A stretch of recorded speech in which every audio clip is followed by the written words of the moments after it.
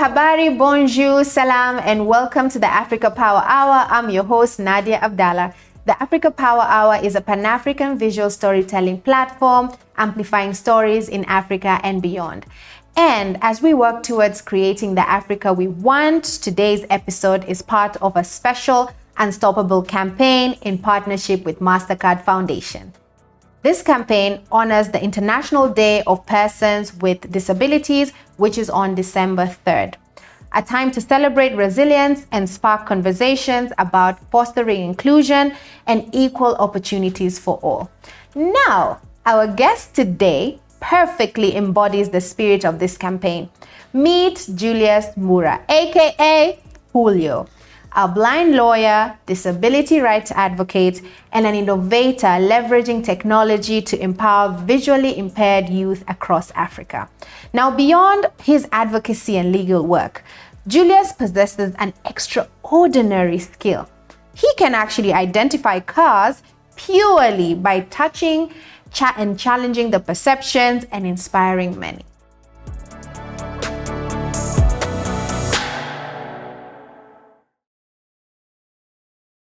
Julius, aka Julio, welcome to the show. Thank you very much. How are you feeling? I'm feeling easy. Yeah? Yeah. You're feeling easy peasy, or you're just feeling easy turbo easy? Hey, easy supercharge easy. Easy supercharge easy. Yeah. Now, before we go into everything, can you please tell us or tell the audience who is Julius, aka Julio? Yeah. And what is he all about? Julius is a lot of things. So Julius and Julio, it's the same person, just different alteration of personality. And Julio is the alter ego of Julius. So Julius is the lawyer, the mentor, the motivational speaker, the MC, the corporate guy with a suit, you know. Then when you come to Julio, that's the daredevil, you know, the car reviewer, the dancer. I do breakdance, but Nice. the creative mind behind the whole brand of Julius Mbura. So the poet, spoken word art, artistry, and also hiking. I've actually added hiking into my, so driving cars, riding motorbikes, cooking, baking, everything and anything you can think a blind person cannot do. Yeah. That's Julio. Nice. So the daredevil. The daredevil. Yeah, in the I love making. that. I love that. And you mentioned cooking and baking. Oh yeah, I do cook. What's your favorite meal to prep? Ugali, beef, and greens. Nice. With a side of kachumbari. Okay. And I have my own way of doing things. And yeah. it will come out. Yeah. So we were supposed to have this conversation in the kitchen. Yeah, I know. Yeah. Right? Yeah. And baking, me, I am so bad at baking. Yeah, baking that came by. I was very curious how you can incorporate different, ingredients to come up with a cake. Yeah. And that's how I started baking. And then I actually, during COVID, there's a time I burnt this side of my face. Okay. Because I was trying to master pancake recipe. Okay. So I had like different recipes and I wanted to narrow down to the best. So I was making crepes and then I started now making pancakes. Pancakes, okay. And I have to listen to the butter spreading on the pan. Oh, wow. So so I sort of like flipped the pan. Yeah. And it actually burnt my face. Burnt your face. Yeah, but it's all good. Scars of Kabisa.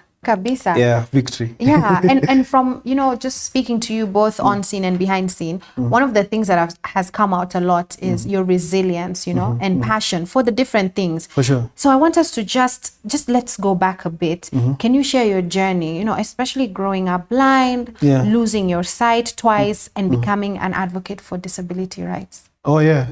So I was born a sighted child. When I say normal, sounds weird because I'm normal even now. Yeah, I was born sighted. I had a normal upbringing. At least there I can say normal. Yeah. And I remember I was a very hyper kid. I used to run a lot and do stuff. I remember distinctively in my childhood, I've had all the scars you can have as a child, but not the health issues. Okay. So I've gotten burns actually on my hand. I don't know if you can see this. Yes, I can see that. Yeah, so I've broken this same hand. Okay. So I was a very, hyper, curious, child. And I used to draw a lot, I remember. Because there's a time I even got punished. Okay. You know, Monday morning, you're supposed to hand in your homework. Yes. I'd not done my homework. Okay. And before getting to school, we used to walk. I used to go to a school called Islamia. Okay. Kamukunji, if you know where Kamukunji police station is. Yes, I know. Opposite, there's a mosque. Yeah. Actually, another aspect of my life that people don't know, we used to be Islams. Okay. Yeah, so we had, we were Muslims for like 3-4 years. And I remember getting to school and starting to draw a muso that I had seen on the road. So the teacher came in and she was like, hand in all your homework.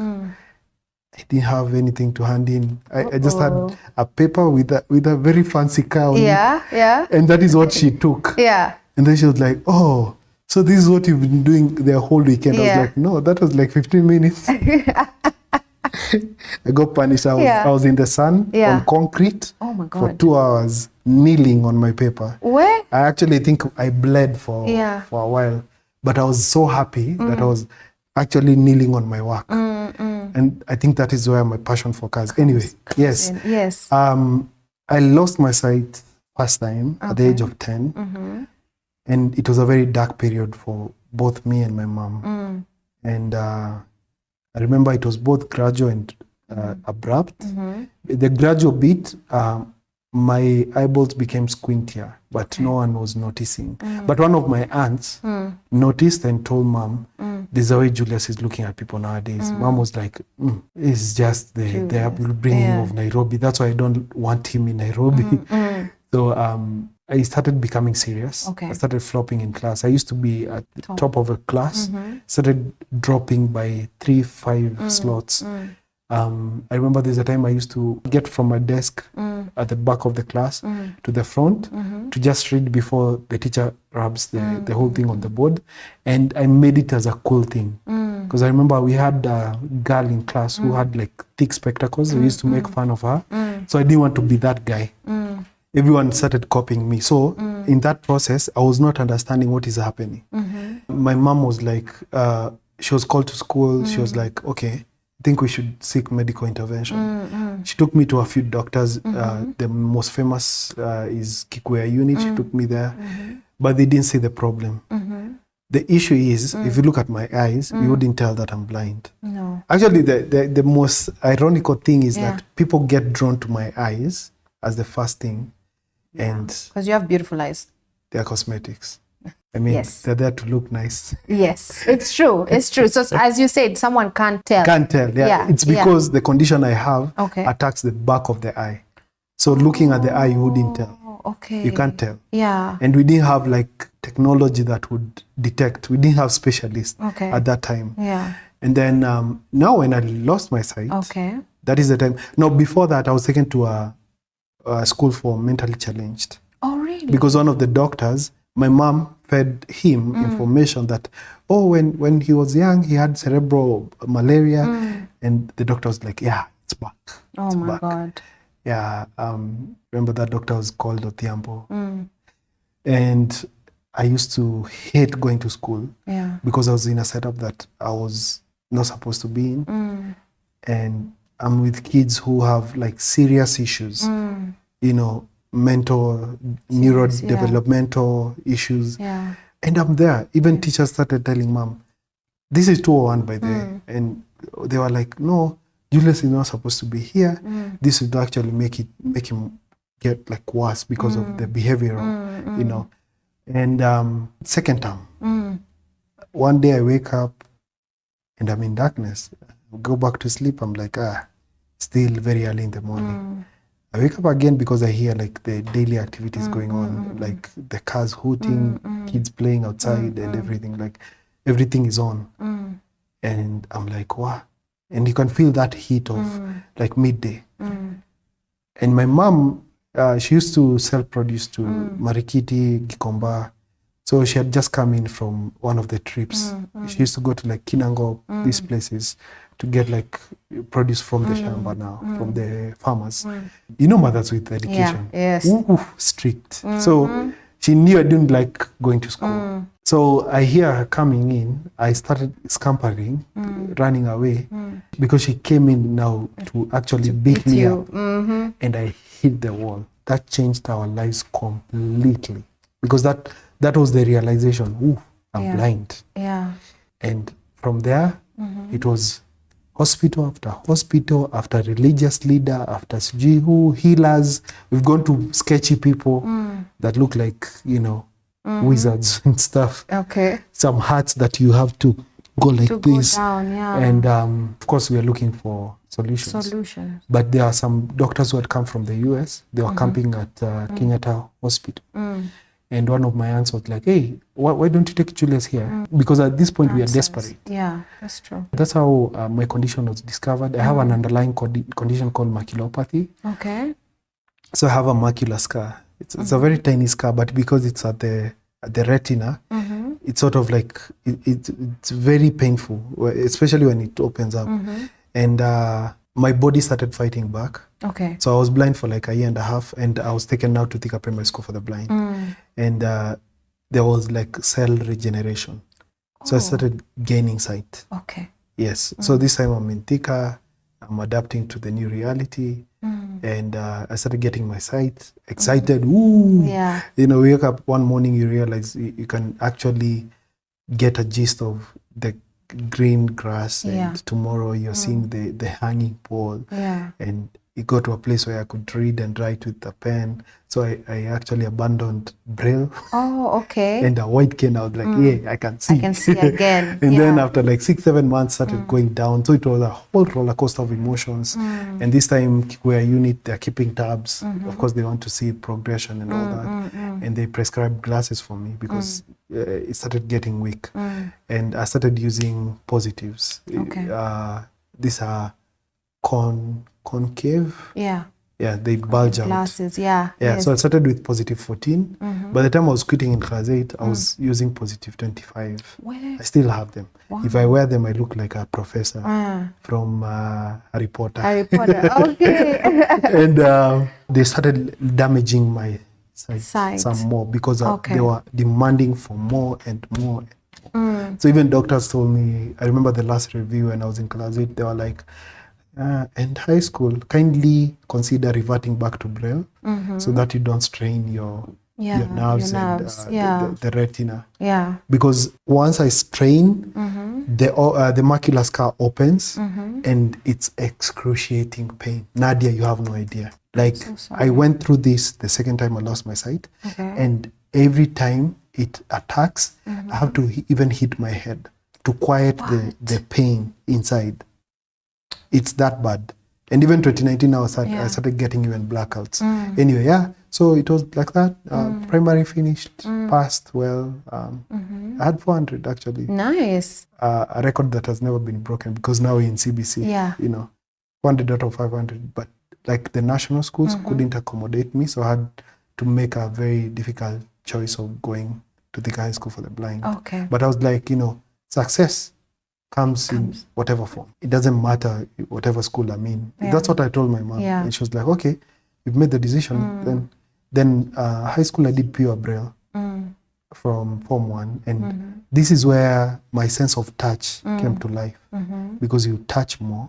And the guys who are being taught Braille, who are low vision like me, were preferring to use their sight. Even for you can learn Braille, actually. Oh, really? Yeah, you can read with your eyes. Anyone can learn. Yeah, it's a matter of knowing the patterns and learning the different connotations of, because there's grade 1, grade 2. Yeah. And I did pure Braille. And then actually, towards the end of high school, I got exposed to assistive technology, digital accessibility, screen readers, computers. So this organization called Enable, they came to our school. They had started shop in primary. So we are divided with a fence. And they brought computers, and it was like, even rumors traveled before they even came to school. They were like, oh, have you heard blind people can use computers? We're like, what? What are you saying? Possible. Possible even. Computers, you have to look. Yeah. Like, no, this is Kamzai who's talking on the computer. They're like, what? A person talking to you? Yeah. And they're like, you even type without looking. I'm like, what? And then they came to school and it was a frenzy. Wow. We were blown, mind blown. Like, you've never heard of this. And then this time we are in Form 3 or Form 4 and we are being told, you can't be going to the computer labs as much because now you have limited time, you need to study. So yeah, I got a few skills here and there. And then from there, I knew, as a matter of fact, after Form 4, I need to learn computer assistive technology. Yeah. And that is what I did immediately after Form 4. That equipped me for the next phase, which is campus. And now I was using a laptop with a screen reader. I don't have to use, because if you use Braille, the lecturer doesn't understand Braille. There's no university for the blind. And this was like now being thrown into the deep end. Because I remember I got admission for KU. I didn't want that because the course they gave me, that was not my passion. I really wanted to do film and theater technology, but because of my sad situation, I couldn't. Then I was like, what else can I do? Then the back and forth with JAB, the help, the whole system. I was like, hey, if I'm struggling to actually do what I want, this happens to so many people without them voicing out. I need to do something that will make a difference. I was like, I'm doing law. Okay. Then from there, that's how you became a lawyer. Rest is history. Rest is history. And you're sharing these experiences, right? How did this experience shape your passion, especially for inclusion? Oh, for inclusion. So like, especially this point where I'm getting out of high school and I'm joining university. And first of all, they're dictating the course that I want to do. They had been given special education. I was like, no, I don't want this. My cut points had allowed me to do any course on my list. Okay. My number 1 was film and theater technology. Number 2 was international relations. Number 3 was diplomacy. Okay. Number 4, because since I was a kid, I wanted to be an ambassador. Nice. Yeah, nice. That is my dream. And that's why I had the international relations and diplomacy, because I knew that's the path to get to ambassadorship. Number 4 now was law. And then, seriously, number 5, the last one, I think wrote it to down, you have to flip the page. That was now special education. And now they were actually shoving it down my throat. This would be giving back to the society. I can give back in other ways. Kabisa. So from there, I was like, there are so many gaps, so many discrepancies of what is written and what is there on the ground, and policies being implemented, and the right of persons, like the rights of persons with disabilities, are not taken into consideration, even when people are trying to look for their own autonomy. So I was like, can I actually do something that will actually propel me to the next level and actually be the voice of the unheard? Okay. And I want us to talk a bit about your role for when it comes to education. So you mentioned Thika School for the Blind, and then you also mentioned University of Nairobi. So how did these two play a very pivotal part in your journey as being Julius? I think first thing, being taken to Thika really opened me up to the blind universe. Okay. And I got to accept and embrace who I am. Okay. And actually get in touch with everything that has made me to be the man I am right now. Okay. But again, that is in isolation, because this is purely, that time they used to have the system that was called special needs education system. So the blind are in one school, the deaf are in one school, persons with physical disability are put in one school. And what they didn't realize is that by doing this, you actually impair the person. You don't empower them. Okay. Why? Because you have them and their peers in the same setup. So nothing is out of the ordinary. But you get out, and getting into university, this is when I understood, because in a class of 300 students, I was the only student. I was the only student, not only blind, but with any kind of a disability. So you have your peers, my peers, the other students, coming with different notions, perspectives, different mindsets, and you have to accommodate all of this. All of them, So university now shaped me and brought out the other side of Julius, which is the more resilient, the more independent, striving for autonomy. And, because when you're in school for the blind, the teachers are used to people like you. So they actually treat you as a, like you're fragile or something. But you come out here and you realize people can be cruel. And you start interacting with people on another level. So that's how like they shaped me. They shaped you. And both of them, I can't say that I could have done without one. One feeds into the other. Yeah. Okay. And as you know, you talked about, like, you see when you're in the school or in the institution, people treat you fragile, and this is with everyone. But when then you leave and you're in this side of the world, people are cruel. How did these institutions contribute to your advocacy? Primary, high school, I used to have active roles. Okay. I used to be a prefect for the longest time, captain at some point. I used to head some drama clubs. And even like unconsciously, humans will just be, sometimes it's compassion, but sometimes they don't even understand it. In that moment and period, the difference used to come when I go home and I realized that the kids from other schools treat me differently. And then especially functions, we go for functions, we used to call them funky. You go and you realize your school is being discriminated upon. There is stigma, but there's only much you can do. So I remember I used to even wear shirts that don't have the logo for the school. In Thika High School for the Blind, there's a time, so you're going to Tina Chick, and you're like, I'm from Thika High School. And then they find you later on a bus for Thika High School for the Blind. And they start coming at you. You didn't tell me it's for the blind. I'm like, it had a comma. Oh, I see what you did. Comma. I had not finished. Because there was Thika High School. And our uniforms are more like the same. Because I was a prefect, so I used to wear white shirts.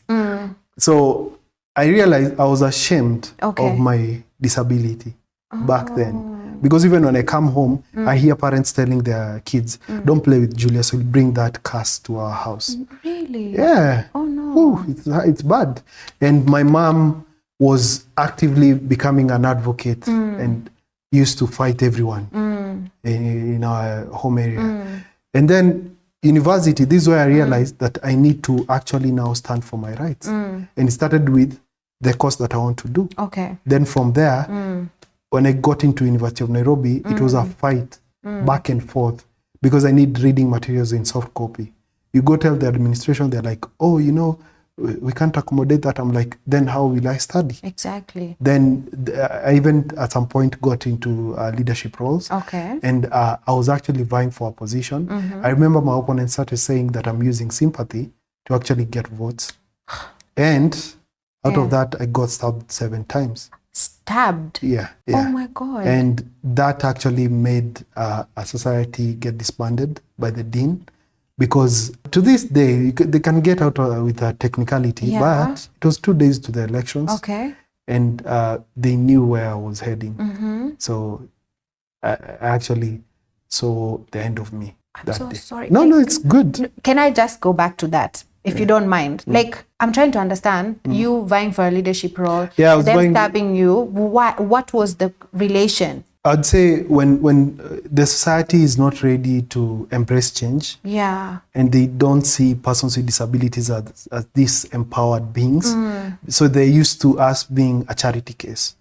So when we start coming out boldly, trying to voice out, and because my campaign, I started getting frustrated. They used to tear off my flyers, my banners. In the middle of the night, we put them up in the morning, they're not there. They would harass people who are trying to campaign for me because it was more of like a campaign, proper campaign. And then now, when all failed, because everyone was like, I'm with Julius. We want to see change. We want to see a person with a disability in a position. Because I remember that time there was a position for special needs secretary, which I wasn't, I wasn't aligning to it because it's like you've given us a position to keep quiet. You get? But this wasn't even like the mainstream organization. Used to be called SONU. Student organization, something. It was a society, especially for law students. And I wasn't even vying for chairman. Yeah. I wanted to be a secgen.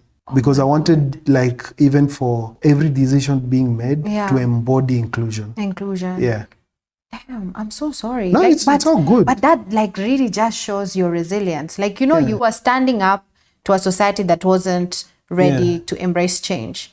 Yeah, I remember the doctor said the fatal stab would have been, because I have a very distinctive, scar on my spinal cord, like a dead center. If it went 2 inches deep, that would have been the end of me. Paralysis or something. Yeah. And, I thank God, Yeah. I've actually cheated death 4 times, so. Yeah, like the stab. And then I remember you were telling me about that time when you were trying to assimilate with everything. Yeah. No, that wasn't even bad. Oh, okay. In 2005, yes. I got hit by a car. Really bad. Actually, I think I was gone for like a few seconds. I can say for sure, because even like people came and they were like, "Oh, he's not dead yet." Yeah. What? Yeah, that was the reaction when I lifted my head like this. Yeah.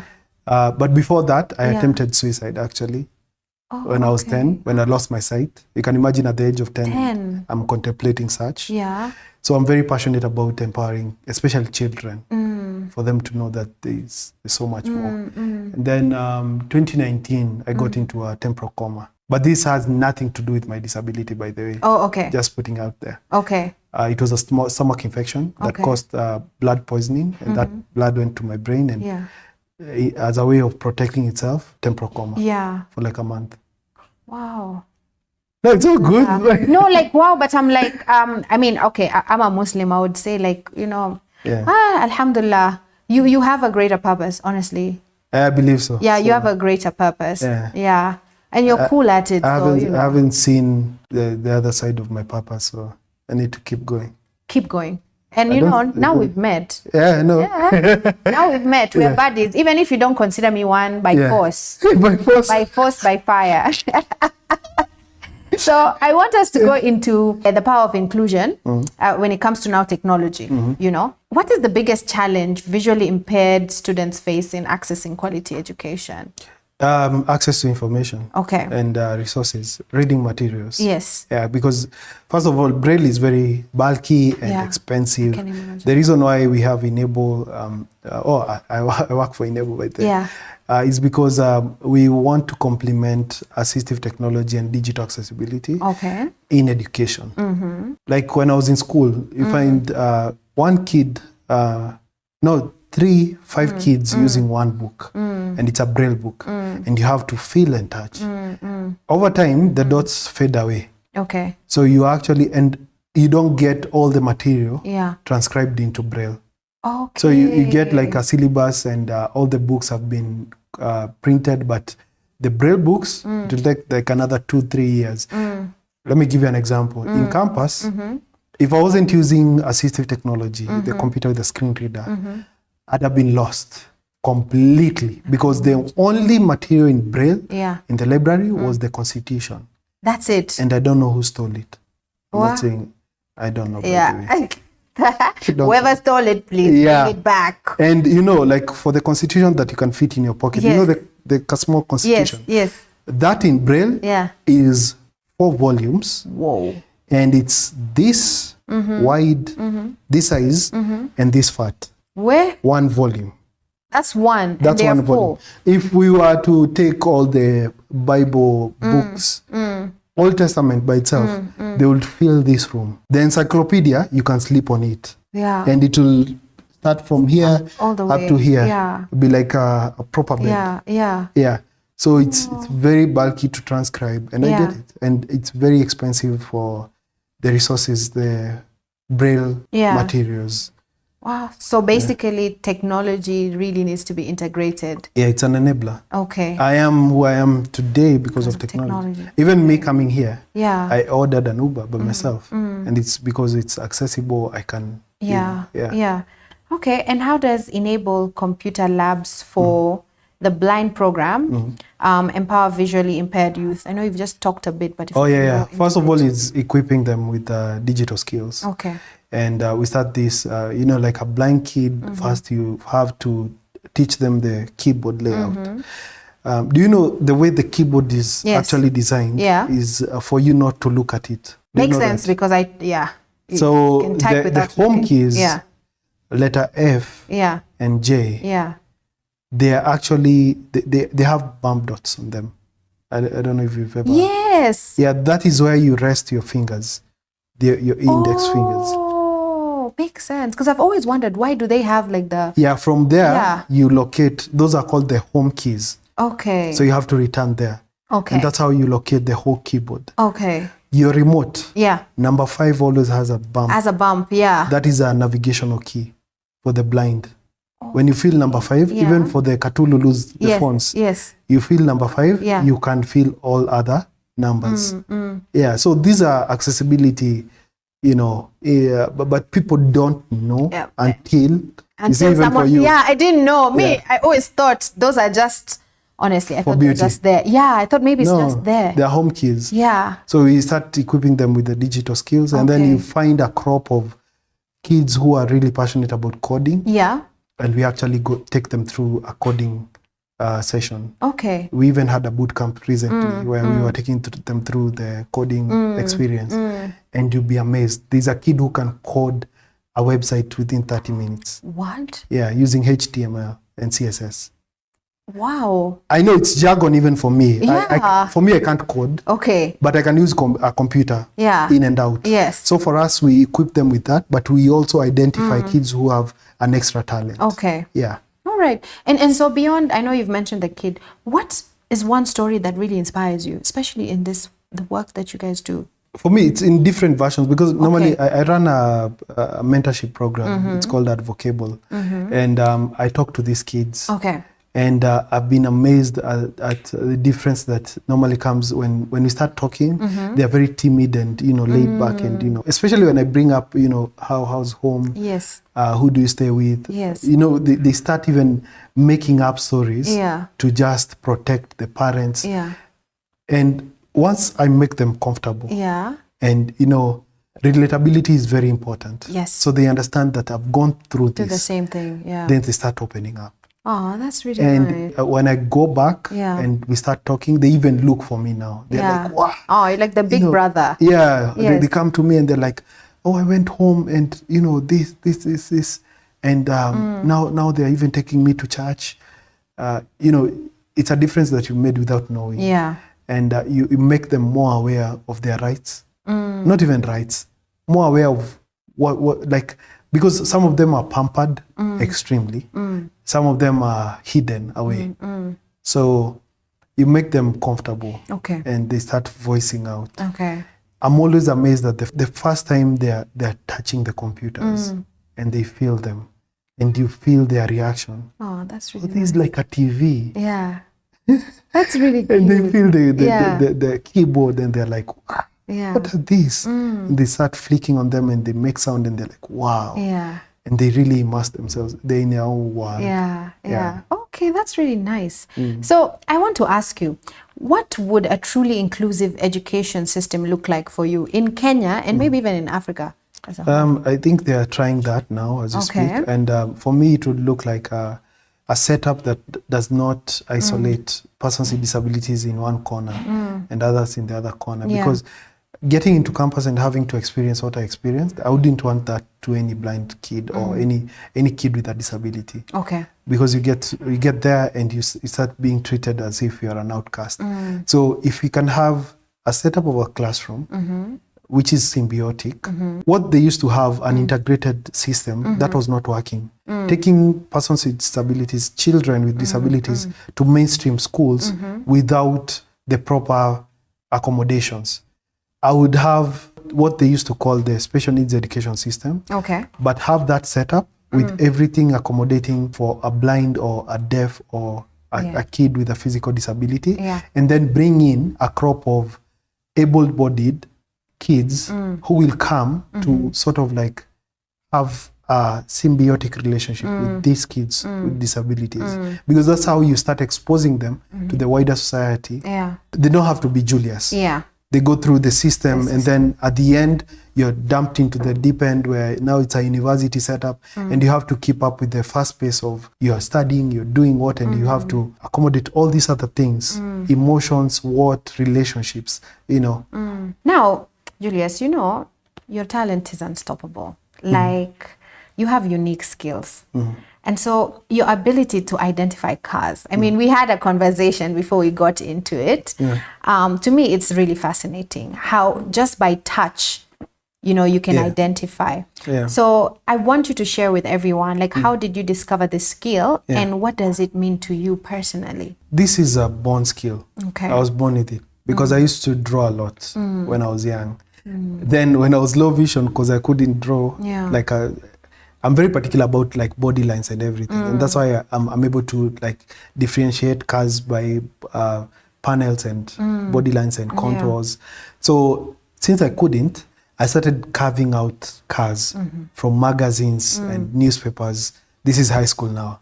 Now I got a car book. I used to have a car book. And from there, I remember getting into campus. I got in touch because I'd put all my talent, skill sets, and passions on the shelf. I was like, I'm visually impaired. I can't do this. I can't do that. Because when I became blind, I was really devastated because I was like, I'll never get to drive again. When I was 10, I was like, but now campus. I went through an extensive review period where I was going to doctors. They were trying to look at different ways where they can use like technology to intervene or what can be done and all that. And then they were like, we've discovered another condition. So my underlying condition is maculopathy, but the mother of all it's called retinitis pigmentosa. Retinitis pigmentosa. So it's a degenerative condition, but to me, it manifests differently because it's hereditary, by the way.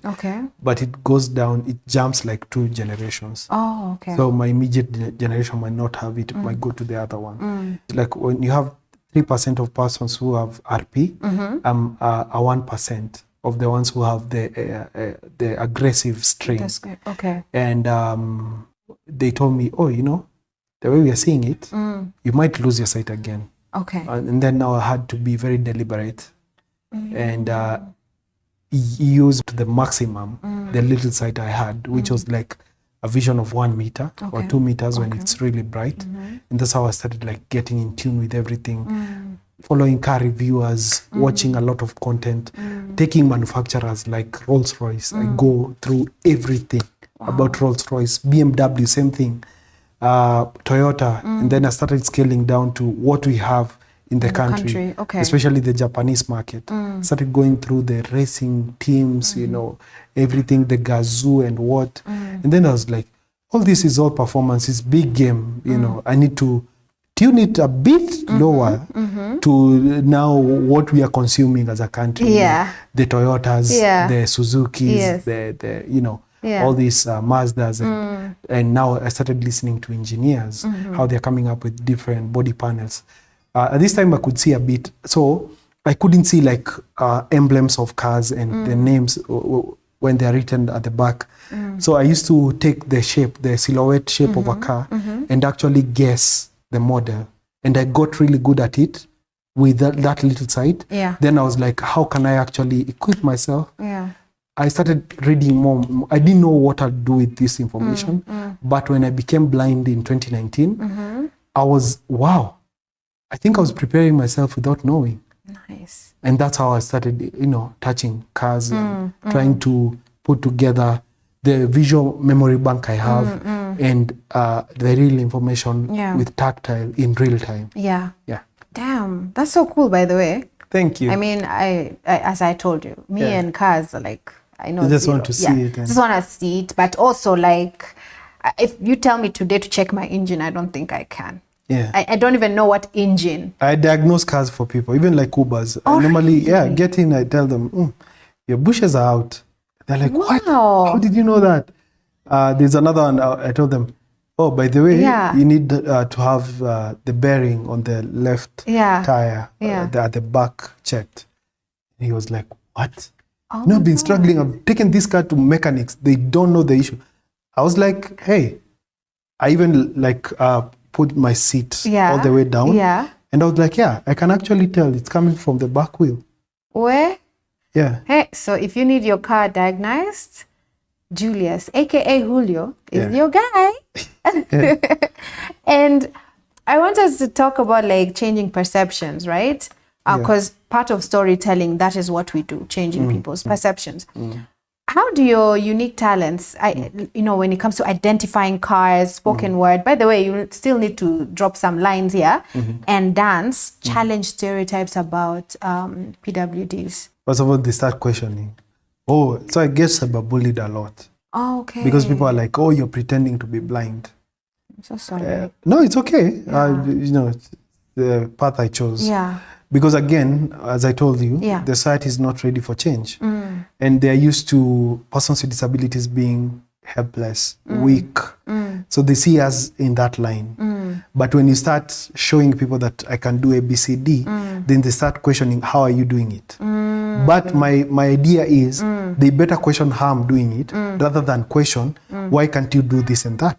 Oh, yeah. That is very different. Okay. So that's my whole, philosophy. Like, instead of you asking like, why can't you do this? Why can't you do that? Ask, how are you able to do this? How are you able to execute that? Kabisa.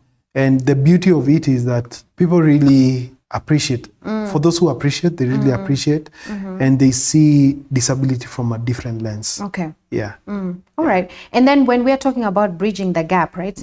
You've spoken about, disparity between, human rights frameworks and also the realities that you face. Yeah. How can we bridge this gap, especially across Kenya and even in Africa generally? The thing is, we normally come up with very good solutions, like policies and laws and regulations, but the implementation is a problem. Sometimes we find that people who are in the decision-making positions, they actually don't implement because they feel like, it doesn't concern me. It's not. And then when it hits like close home, that's when they start running around. The reason why we have the Disability Act is because like the president, Mwai Kibaki, got on a wheelchair. And then they realized, we had that policy. Bring it. And they had to sign. That was in 2003. When people understand, when people really become empathetic, we're not saying sympathy kills, empathy heals.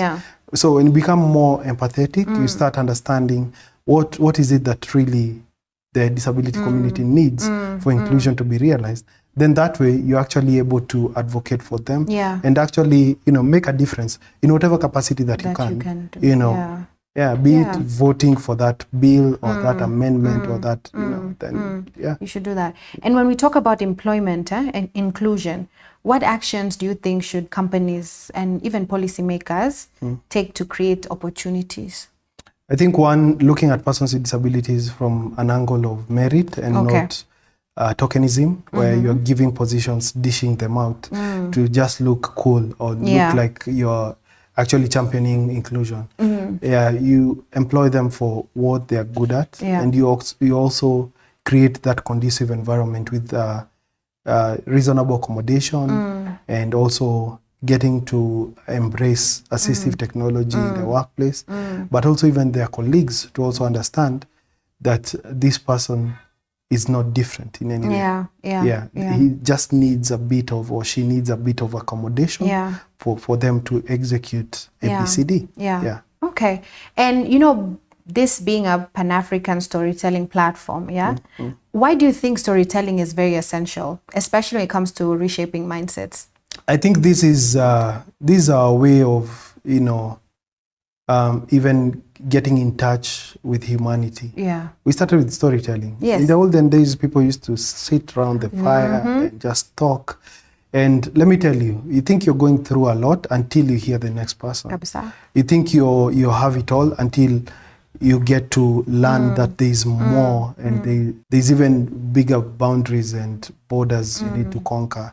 So I think for storytelling, it's a very powerful tool, because that's how we start understanding deeply what is happening, even the challenges. You can only know that by listening and understanding. Then from there, you create solutions based on what you've had, what you've experienced, and that only can come from, human touch Yeah. and human, conversations, and also just being immersive in what you're doing so that you understand and then you can carry it forward. Carry it forward. True. And how can platforms like Julio Supercharge and the Africa Power Hour amplify the narratives? I think it's just embodying and not being shy to advocate and also tell the story the way it is instead of curating and trying to look perfect. No one is perfect. So just being real and being raw, and then from there, people start, understanding that, oh, it's real. People will buy into it, not because they feel like you are an amazing human being, but because of the value that they see in whatever you're trying to create. Yeah. And so, the Unstoppable campaign in partnership with Mastercard Foundation, right? So PWD Day is significant, that we know. Yeah. But as we approach the International Day of Persons with Disabilities, what does this day mean to you, Julius? For me, it's a celebration of who we are, what we are, and what the next 2-5 years looks like. Okay. I think the International Day of Persons with Disabilities is a day not to cry about our problems, but to amplify on our voices and actually come out on what we are and how much we've achieved. Yeah, it's not easy. Having a disability is not easy. No one should lie to you. But when you're determined and you're deliberately conscious about what you're doing and where you want to go, because the biggest disability is of the mind. If you shut down, then you can't look at potential. You can't see value. You can't see growth. So for us, it's actually a day of being proud of who we are. And if there's that one thing you'd like to tell people, or you want people to either embody or do when it comes to persons with disability, what would it be? I think that one thing would be, we don't ask for our disabilities. I never requested to have my blindness. The least thing you can do is be more accommodative and understanding, because you never know. God forbid. This is one club that doesn't need membership. You can get into an accident next day in the disability community. It can happen overnight. Then what happens when you're there? So I would say, and for these solutions that we normally advocate for to bring inclusion, they're actually usable by anyone else. So we're not saying treat us differently or treat us in this way or we are a special crop of people. We are not. Once you make it accessible and accommodative, it's actually usable by everyone else. And you do it once, you won't do it in the next 20 years. And how can individuals, I would say also communities, brands and organizations, but also foundations like Mastercard Foundation, make a lasting impact in fostering inclusion? Because that's I think first of all by being an example. So when you talk about inclusion, how much have you absorbed? How much have you brought on board? How much have you influenced and impacted in the disability community to actually talk about inclusion? Then from that point, then are you actually now bringing persons with disabilities to give them opportunities? Because normally say we hate pity, but if you give us opportunities, then we prove ourselves by merit. Okay. And part of why I personally do storytelling is to inspire, and I guess also you, is to inspire the next generation, right? So Julius, what message do you have for young PWDs across Africa, especially about achieving their potential and embracing their uniqueness? Don't be ashamed of who you are. And you have so much potential. You're capable more than anything else. And there's a reason why you have the disability you have. Don't fight it. Use what you have. From that point, grow from there. Use your skill, your talent, and also education is the key. Because once you get to a place where you can actually sit down with intellects and tell them this is what needs to be done, then you actually own up your space. Kabisa. Yeah. Kabisa. And you talked about how much are you bringing to the table, right? How much are you including? So I want us to talk about like how do we empower allies, right? What are some of the practical examples or steps can non-disabled individuals and organizations take to support inclusion? I think you start with the low-hanging fruits. First, create opportunities. Again, make sure that because sometimes you have biases, make sure that when you're including, you look at different aspects, because there is even intersectionality in disability. Then disability is not homogeneous. You can't create a solution and say, this will cater for all types of disabilities. Then you have to customize for individuals and actually narrow down to specifics, because what I need as a reasonable accommodation is not the next person's need, and they're blind as well. Yeah. Okay. And so in the spirit of creating change, so Julius, how do you see your story resonating with the broader mission, especially when it comes to amplifying voices in Africa and driving impactful change? I think my journey has been a journey of, up and downs. And I just look at myself as a boy who transitioned into adulthood and had to see and have a bigger vision. Okay. And my grandfather told me, you can be blind as we want, but never lose your vision. So in whatever circumstance or situation you get yourself in, whatever challenges you have, what's that one thing you want to achieve, and how do you want to get to that? Then that gives you a sense of direction and a path to follow. Okay. And how do you see your work contribute to the future, Julio? I like that name. I like it. I can't say I see. No, it's okay. I think envision. That should have been the word. No, it's still okay. Yeah. So I think with all the challenges that I've overcome, I rewrite the narrative in a different fashion to actually show that we can disrupt the norm. And actually become more than powerful. So in that way, I think the unstoppable element is in there, in that for everything that has been thrown to me by life, I still push on and push boundaries and keep going. And I like one thing about you, like you're so chill, especially when it comes to being very open to teaching someone.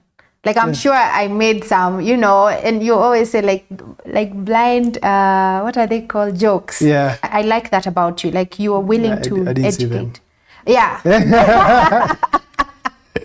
But like you're open to that. And I feel like that will help when it comes to our society. It's acting like an eye opener. So you've done it again. A blind man opened my eyes. Yeah, a blind man opened my eyes. Yes.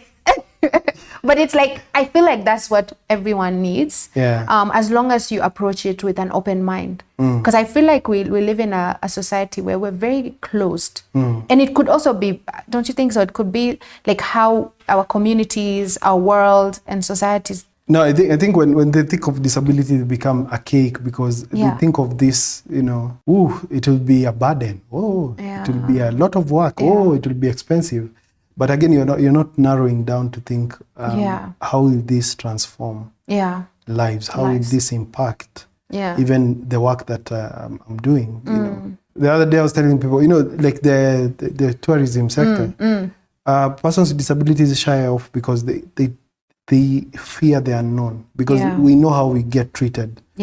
Different destinations. So, and when you unlock such a sector, persons with disabilities will always travel in pairs. Like for me, I'll go with a guide. That's 2 for 1. Someone on a wheelchair, they go with someone a caregiver, or someone autistic. You're getting value of 2 for 1. So it shouldn't be closed off. But there's one thing.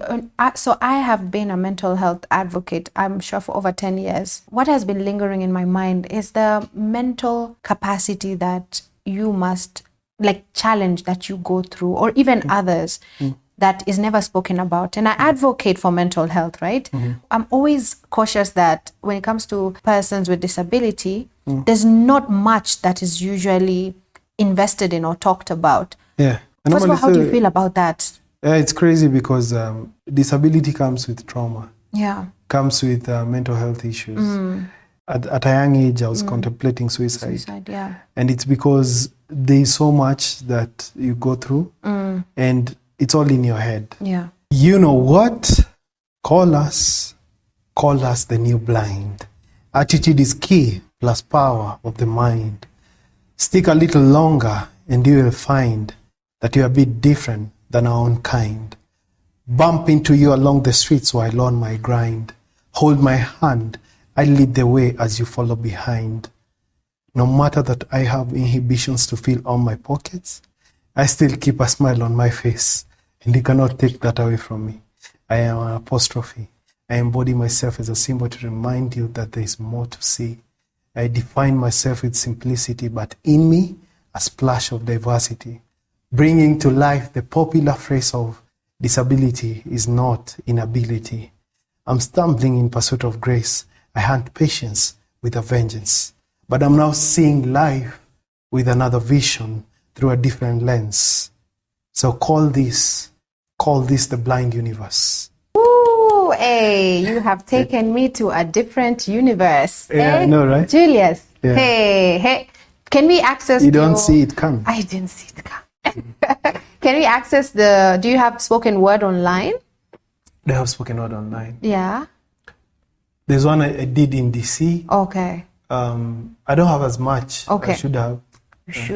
You should, Yeah, because it's amazing. Yeah. But asante sana. There you have it. The conversation that you all had anticipated between Julius and myself. It's 3rd December 2024, International Day Persons with Disabilities.